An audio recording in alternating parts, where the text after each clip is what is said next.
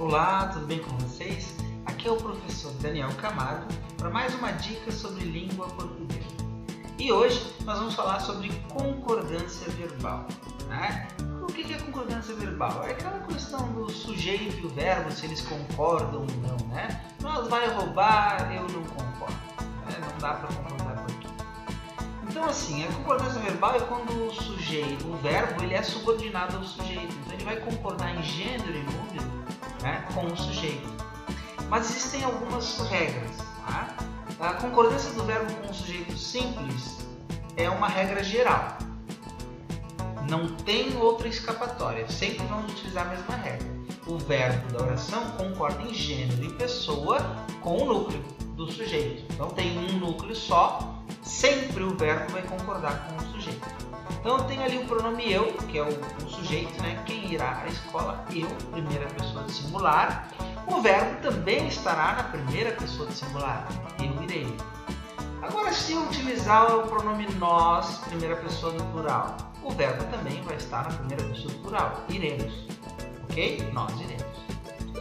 Agora, com relação ao sujeito composto, nós vamos ter 3 regras para gravar e não é nada difícil, tá?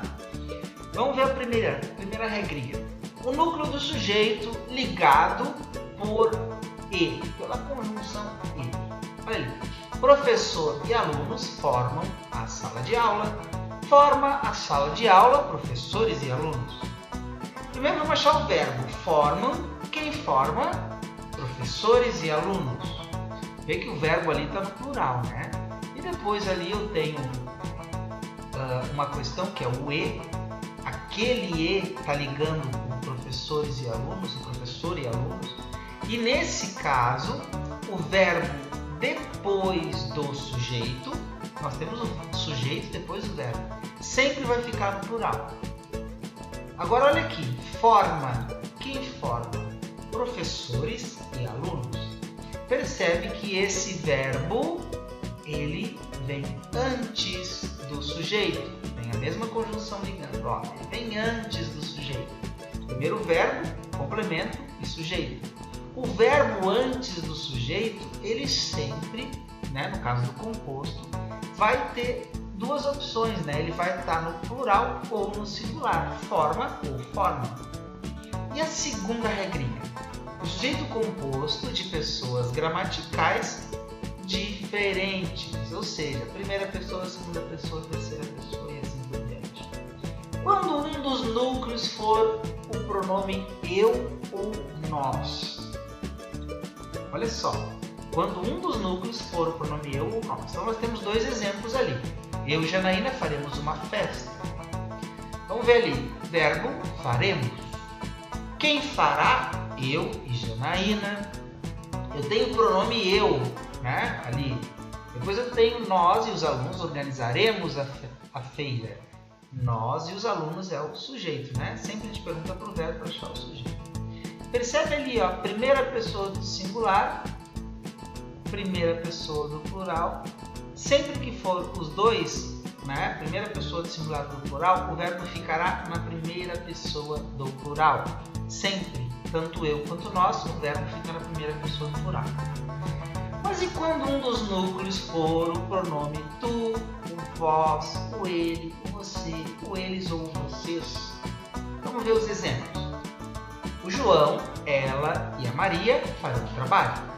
O João, ela e a Maria fareis o trabalho. Meu Deus, e agora? Ali está vendo ali o verbo farão e o verbo fareis. Bem diferente. Olha só, o sujeito dos 2 é João, ela e a Maria. Eu tenho ali o pronome ela, que é um dos pronomes que vai indicar essa regra. O verbo fica na segunda pessoa do plural vós, que é o fareis, ou na terceira pessoa do plural eles, que é o farão.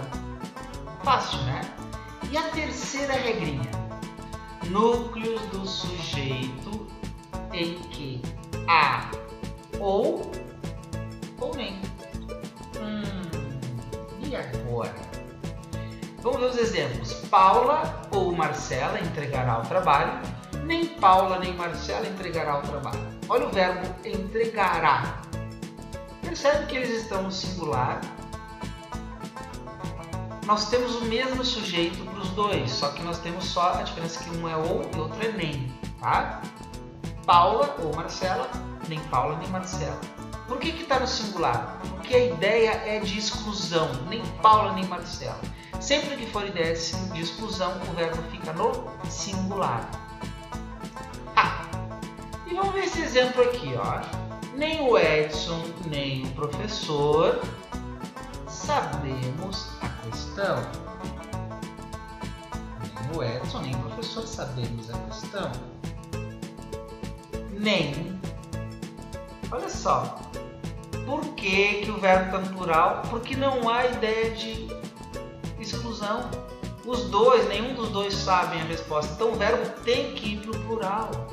Ele é obrigado a ir para o plural. Tá? Então ele vai acompanhar a pessoa do verbo no plural. Vai para o plural, porque não há ideia de exclusão. Então a aula de hoje é isso. Boa tarde para todos, ou boa noite, ou bom dia. Até a próxima dica.